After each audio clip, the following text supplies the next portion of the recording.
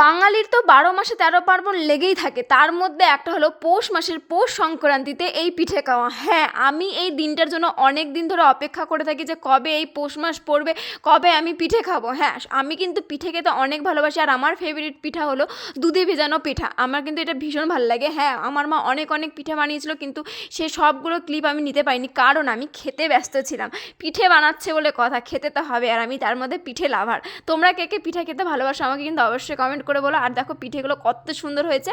আর এই যে এটা হলো তেলের পিঠা। তো মা আরও অনেক অনেক পিঠা বানিয়েছিল, সেগুলোর আমি ক্লিপ নিতে পারিনি, তোমাদেরকে প্রথমেই বললাম। তো যেতটুকু পেরেছি তোমাদের সাথে শেয়ার করেছি। দেখো এই পিঠাটা হলো আমার সবথেকে ফেভারিট। আর সেটা যদি হয়, এটা হলো সাজের পিঠা, আর সেটা যদি হয় কাঠের উনুনে, মানে দুর্দান্ত টেস্ট। তোমরা যারা পিঠা খাও না তারা একবার ট্রাই করো। অন গড বলছি গাইজ, এত সুন্দর লাগে খেতে, তোমরা একবার খেয়ে দেখো। তার সাথে যদি হয় খেজুরের গুড়, আহা হা হা কি না টেস্ট। বাঙালি মানেই তো খাওয়া দাওয়া আর পেট পুড়ে একদম খাওয়া, তার মধ্যে হলো আমি একজন।